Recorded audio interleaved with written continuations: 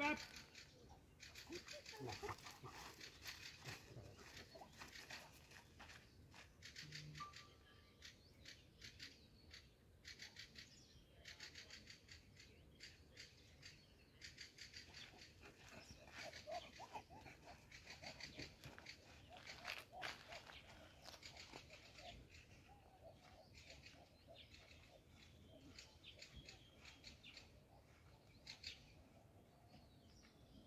Pitkä liina.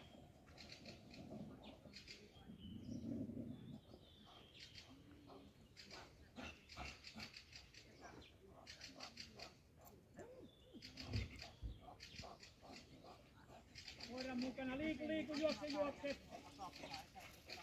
Liiku.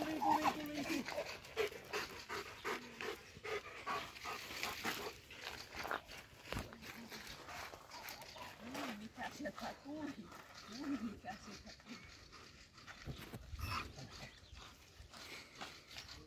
Ja nyt niin pyydä, jos koira tulee pyytämällä mukana, niin tulkaa vielä tänne. Oho, nyt on tappitilanne.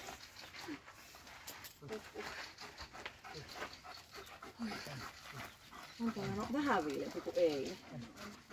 Eilen oli vähän tuska. Meillä oli juhlat ja kukaan ei halunnut terassille kahville. Korotti niin paljon se kahvi. On autossa ilmastointi, niin onneksi on.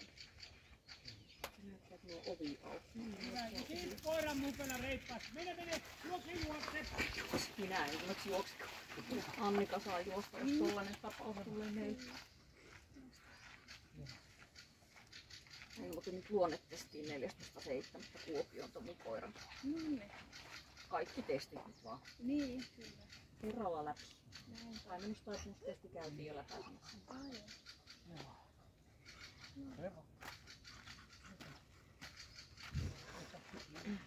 Laitan sille Annikalle nyt viestiä, että monenko Niin kuin näette, niin koira sitä mieltä, että en tule tänne. Eli koiran kannaltahan tämä oli niin kuin ihan järkevä reaktio.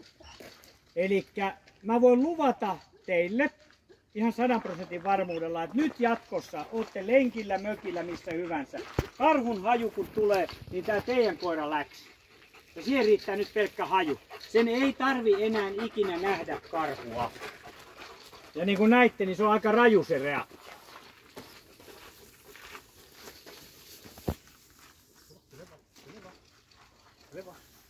Ja nyt täytyy aina muistaa, että koiran kannalta tämä ei ollut huono reaktio.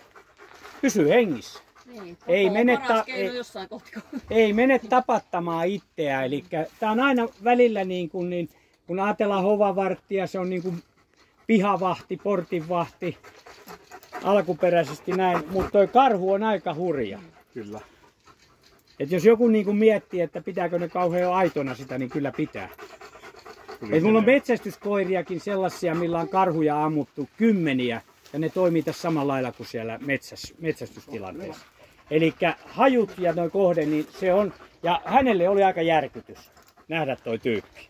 Niin kuin näitte, niin kyllä. Kuinka nopeasti, ja sitten sen jälkeen oli sitä mieltä, että nyt kuulee autolla ja kaasupohjaa, ja tänne koululle ei ikinä tulla enää. Täällä on karhuja nähty. Niin. Mutta monella lailla niin ihan viisasta. Reaktio selvillä, kyllä.